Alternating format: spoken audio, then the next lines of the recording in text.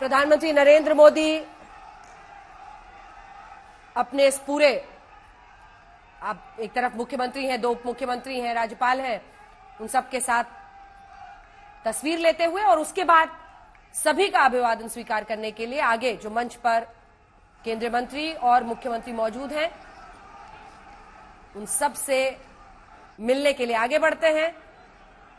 बतौर प्रधानमंत्री भी अगर आप देखें तो ये 3 राज्यों में जो जीत की हैट्रिक है भारतीय जनता पार्टी के लिए, प्रधानमंत्री नरेंद्र मोदी उसके केंद्र में रहे हैं और यहां से 2024 के सफर की शुरुआत होती है।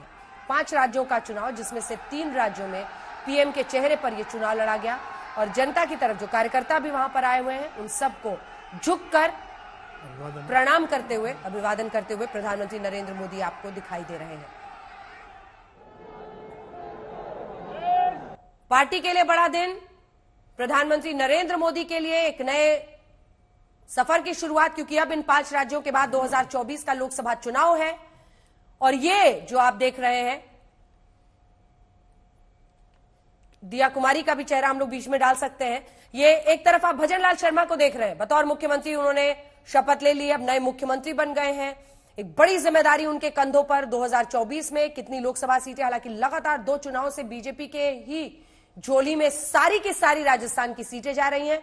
वहीं दूसरी तरफ आप प्रेमचंद बैरवा को देख रहे हैं, दलित चेहरे के तौर पर, और बीच में है दिया कुमारी, जो कि 9% जो राजपूत यहां पर हैं उनका एक तरह से प्रतिनिधित्व करती हुई इस कैबिनेट में। व्यक्ति या व्यक्तियों को तब के सिवाय जय किशन हमारे सहयोगी इसी खबर पर हमारे साथ लाइव जुड़ रहे हैं इस वक्त। शपथ ग्रहण समारोह और वहां पर अच्छा खासा उत्साह, प्रधानमंत्री नरेंद्र मोदी के नाम के नारे लग रहे हैं और इसी के साथ जन्मदिन का बड़ा से बड़ा तोहफा जो किसी को मिल सकता है वो तो भजन लाल जी को मिल ही गया है। जय किशन। बिल्कुल अंजना, इसमें कोई दोहराई नहीं है कि प्रधानमंत्री नरेंद्र मोदी की लोकप्रियता और ऐसे भजनलाल शर्मा को उनके जन्मदिन के दिन आशीर्वाद मिलना मुख्यमंत्री के पद के रूप में, ये उनके लिए किसी सपने से कम नहीं है। उनके पिता से जब मैं बात कर रहा था कल, उन्होंने कहा था कि प्रभु की माया है, ये चमत्कार है, और उन्होंने कहा ये चमत्कार केवल भारतीय जनता पार्टी के अंदर हो सकता है जहां साधारण कार्यकर्ता मुख्यमंत्री की शपथ ले।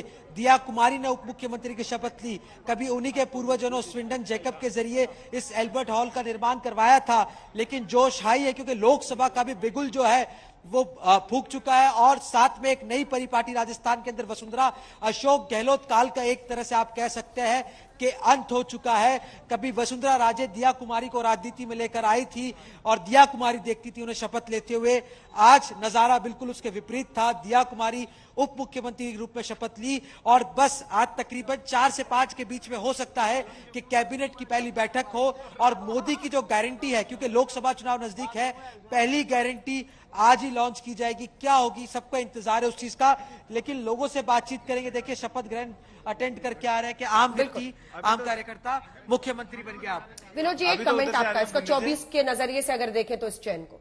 नहीं, देखिए चयन जो है अगर देखें तो सामाजिक समीकरणों के लिहाज से बहुत इससे बेहतर नहीं हो सकता था।